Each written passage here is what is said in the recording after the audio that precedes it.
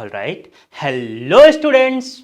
Welcome back to this arithmetic progression lecture series. This is A.R. Anand, and you are watching iView Live. बच्चों, today here we are going to start case study part 1 of AP. So let's begin. All right. So here we go. Here we have बच्चों case study 1. सो इसे पहले हम क्या करते हैं, एक बार ना रीड करते हैं कि क्या इन्होंने दे रखा है. Let's understand it. ठीक है, जब भी बच्चों आपको पैराग्राफ मिले, केस स्टडी मिले, तो आप एक बार उसे जरूर समझें कि क्या क्या इंफॉर्मेशन आप एक्सट्रैक्ट कर सकते हैं. राइट. तो आइए बच्चों इसे रीड करते हैं. फर्स्ट ऑफ ऑल तो इन्होंने क्या दे रखा है, दे have given in a board game the number of C cells in various cells form an AP. बच्चों AP stands for arithmetic progression. All right. So here they have given if the number of C cells in the third and 11th cell together is how much 68. बच्चों ये information हमारी काम की है. कैसे, देखिए जो भी इन्होंने दे रखा उसे हम यहाँ पे नोट करेंगे. बच्चों क्या दे रखा है इन्होंने कि पुटिंग टुगेदर, दोनों को क्लब करें. कौन कौन से बच्चों, number of C cells in the third and the 11th cell together. तो बच्चों हम यहां पे लिख सकते हैं A3 plus A11 is equal to how much they have given. बच्चों दे हैव गिवन 68. जो भी इंफॉर्मेशन आपको मिल रहा है इस पैराग्राफ से, आपको यहां पे एज इट इज नोट करते चलना है. ठीक है, आइए अब आगे देखते हैं बच्चों क्या दे रखा है इन्होंने. And the number of cells in 11th cell is 24 more than that of third cell. बच्चों ये भी इंफॉर्मेशन क्रूशियल है, इसे नोट करते हैं. यहाँ पे क्या बोल रखा है इन्होंने, हियर दे हैव गिवन कि बच्चों जो आपका 11th सेल में जो नंबर्स हैं, यानी A11 की बात कर रखा है बच्चों. 11th सेल में जो नंबर ऑफ सेल्स हैं, ठीक है, कितने ज्यादा है, 24 ज्यादा है. किससे, थर्ड सेल से. तो बच्चों थर्ड सेल से कितना ज्यादा है जी, 24.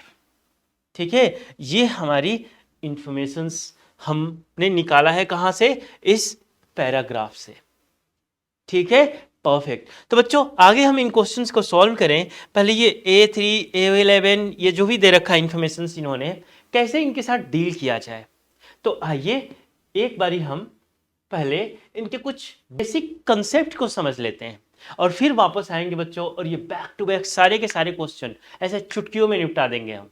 राइट. आइए सो चलते हैं हम कंसेप्ट पेज पे, और यहाँ पे हम आपसे बात करने वाले हैं कि बच्चों nth टर्म का फॉर्मूला क्या होता है. जैसे फॉर एग्जाम्पल आपको निकालना है थर्ड टर्म, तो इसके लिए फॉर्मूला क्या होगा आपका, that is going to be A+2D. ठीक है, मान लीजिए बच्चों आपको निकालना है फोर्थ टर्म A4, तो आपको क्या लिखना होगा, A+3D. यानी यहाँ पे 3 है तो बच्चों एक कम 2, यहाँ पे 4 है तो एक कम 3. इसी तरीके से बच्चों लेट से आपको A11 निकालना है, तो क्या यूज करेंगे आप, A+10D. यानी यहाँ 11 है तो एक कम कर दीजिए बच्चों और लिख दीजिए 10. क्लियर है ये पार्ट. इसी तरीके से ये जो कहाँ से सब कुछ आ रहा है, ये nth टर्म का फॉर्मूला होता है बच्चों. an is equal to A plus, देखिए यहाँ n है तो एक कम कर दीजिए, n-1 कर दीजिए. तो बच्चों ये रहा आपका nth टर्म का फॉर्मूला. इस फॉर्मूले को यूज करके बच्चों आप किसी भी टर्म का वैल्यू निकाल सकते हैं. जैसे आपको A100 निकालना है तो A+99D, आपको A500 निकालना है तो बच्चों A+499D. क्लियर है, चलिए बहुत बढ़िया. तो ये रहा nth टर्म आपका. और इसी तरीके से बच्चों यहाँ पे हम बात करने वाले हैं कि मान लीजिए आपको दे रखा है इन्होंने बहुत सारे टर्म्स जो कि AP में है और सबका समेशन पूछा जा रहा है. तो sum of n terms in AP, ये कैसे निकालते हैं हम, तो आइए देखिए SN, sum of n terms in AP that is going to be n/2. इसे थोड़ा और बेहतर कर लेते हैं बच्चों, n/2 2 times of A 2A plus n-1 into D. ये फॉर्मूला बच्चों आपको यूज करना होगा किसके लिए, for finding sum of n terms.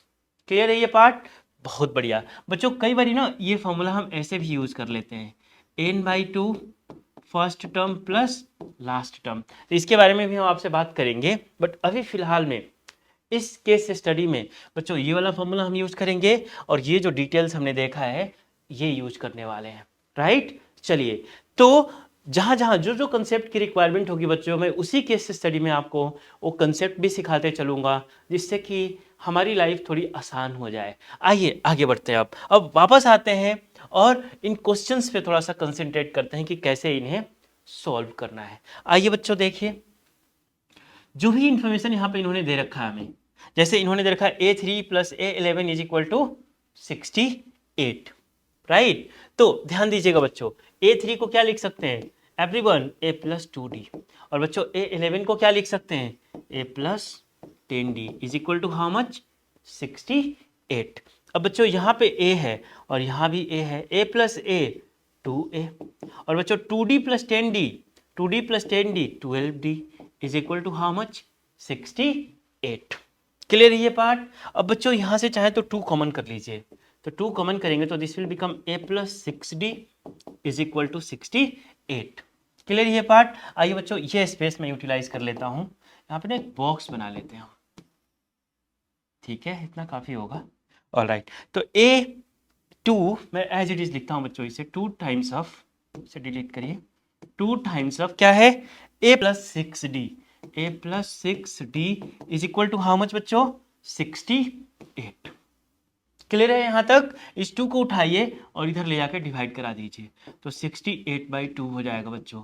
तो A + 6D is equal to 68/2, इसे कट करिए, तो this is going to be 3 and this is going to be 4, तो A + 6D we are getting बच्चों 34। Let me mark this as equation number 1। इसी तरीके से बच्चों यहाँ पे आइए वापस और देखिए कि क्या किया जा सकता है। A11 को क्या लिख सकते हैं बच्चों हम A + 10D, और A3 को क्या लिख सकते हैं A + 2D plus how much 24। अब बच्चों इनको इधर ला दीजिए, या फिर एक और काम कर सकते हैं, रुकिए थोड़ा लाइफ को ना और इजी बनाते हैं, जितना इजी हो सके उतना इजी बनाते हैं। देखिए कैसे, हमने क्या किया A3 को इधर ला देते हैं बच्चों, तो A11 - A3 is equal to how much is equal to 24। Clear है।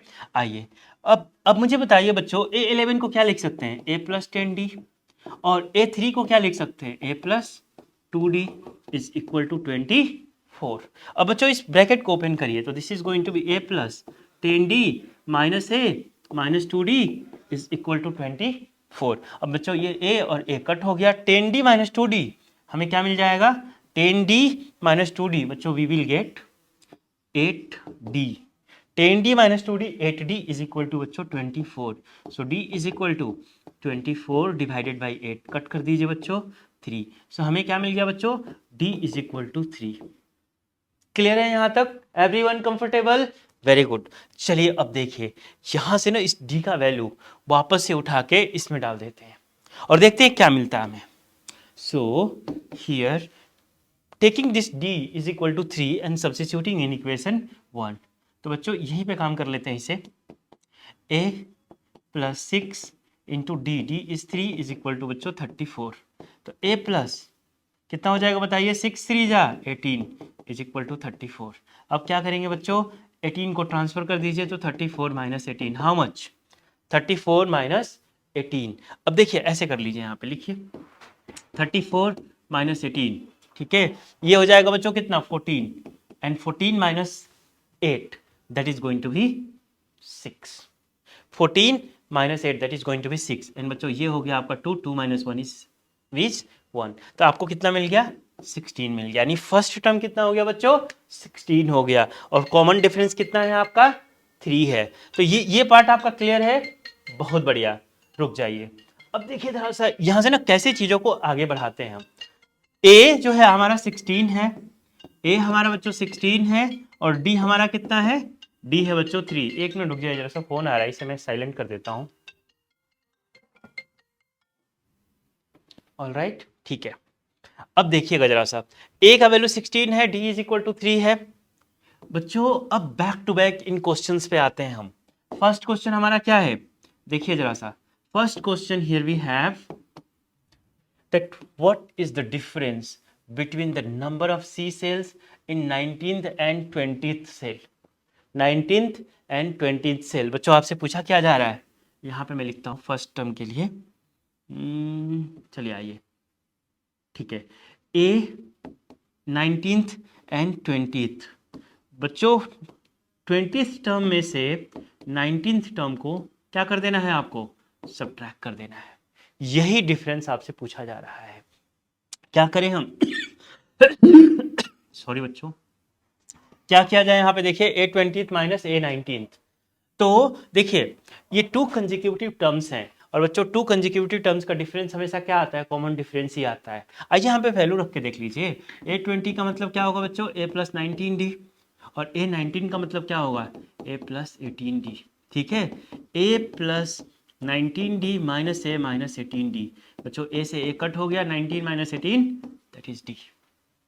ठीक है, यानी कॉमन डिफरेंस डी हो गया। और बच्चों ए 20 माइनस ए 19 डी है, और डी का वैल्यू है कितना आपका 3। तो देख लीजिए क्या मिला हमें, which option, option B, this is the correct choice. इसी तरीके से आते हैं हम क्वेश्चन नंबर 2 में। देखिए जरा सा क्या दे रखा है इन्होंने, how many C cells are there in the first cell. First cell का मतलब क्या होता है बच्चों, फर्स्ट टर्म, और फर्स्ट टर्म कितना निकाला हमने 16। हमने फर्स्ट टर्म यहाँ पे कितना निकाला है 16। तो विच ऑप्शन बच्चों, ऑप्शन सी। क्लियर है। तो एक बारी जब आप पूरी केस स्टडी के जितने भी आपके यहाँ पे डेटा दे रखा है ना, उसे एनालाइज कर लेते हैं, जो भी अननोन डेटा से निकाल लेते हैं बच्चों, तो ये सारे के सारे क्वेश्चंस अपने आप बनने लगते हैं। राइट, आइए देखिए थर्ड क्वेश्चन में चलते हैं हम। इन्होंने क्या दे रखा है, how many total C cells are there in first 13 cells. बच्चों फर्स्ट 13 सेल की बात किया है इसने, यानी first cell, second cell, third cell up to 13 cell, इन सब का वैल्यू निकाल के सबको ऐड कर देना है।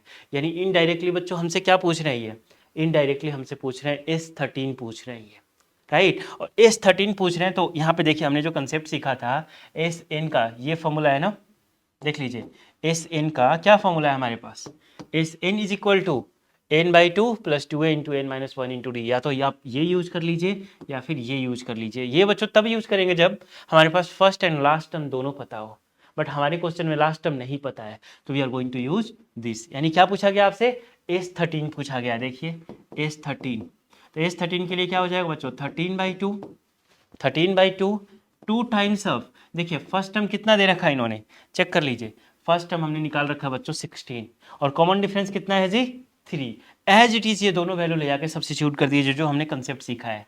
तो 13/2 इंटू टू टाइम्स ऑफ ए, और ए बच्चों है हमारा 16, और एन कितना है बच्चों 13। तो यहाँ पे लिख देंगे आप 13 माइनस 1 इंटू डी। डी कितना निकाला है हमने, डी निकाला है बच्चों 3।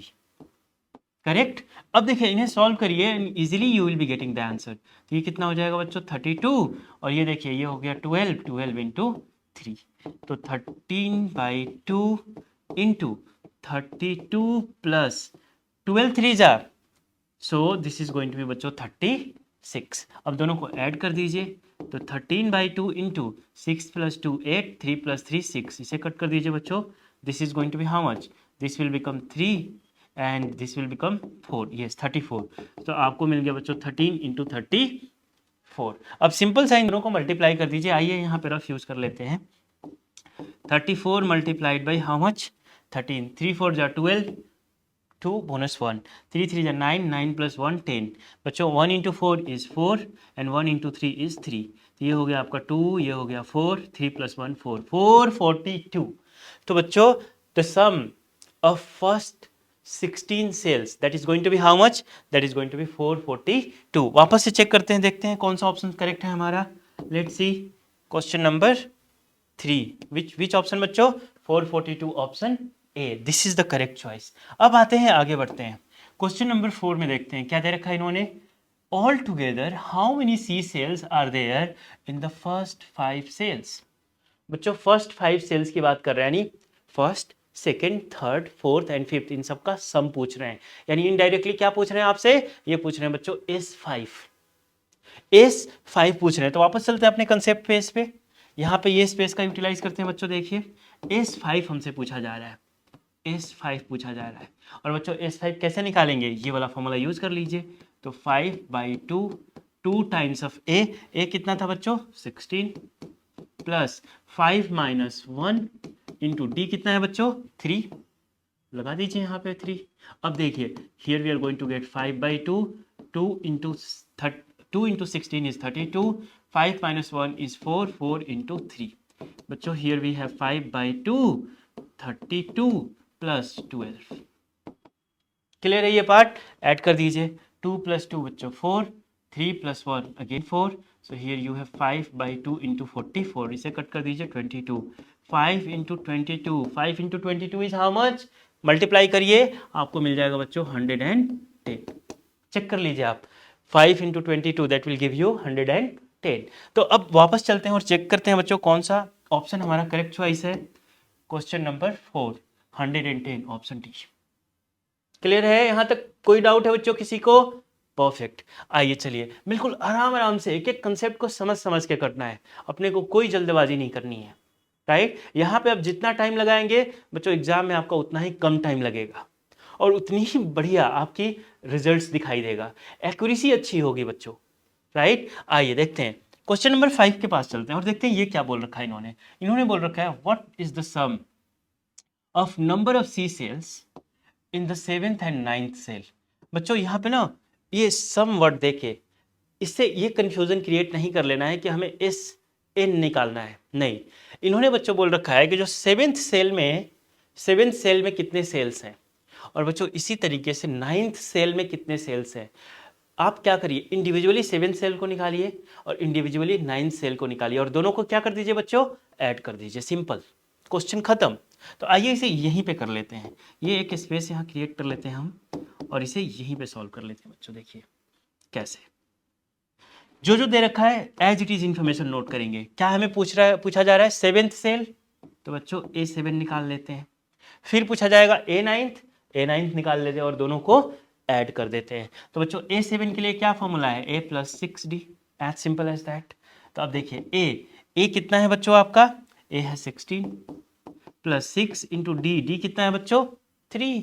अब देखिए ये हो गया 16 और ये हो गया बच्चों 18। 16 + 18 34। चेक कर लीजिए कितना हो जाएगा? 34। 8 + 6 14, bonus 1 1 + 1 2 2 and 1 bonus 3 34।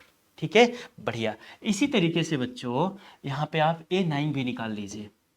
A9 9th term में कितने सेल्स हैं? तो ये हो जाएगा A + 9 में से एक कम तो 8D। अब देखिए फर्स्ट टर्म कितना है आपका? 16 है, 8 × 3, तो बच्चों 16 एंड 8 3 जा 24। अब इन दोनों को ऐड कर लीजिए, 6 + 4 10, 0 बोनस 1 बच्चों, 2 + 1 3, 3 + 1 4, ये हो गया बच्चों आपका 40।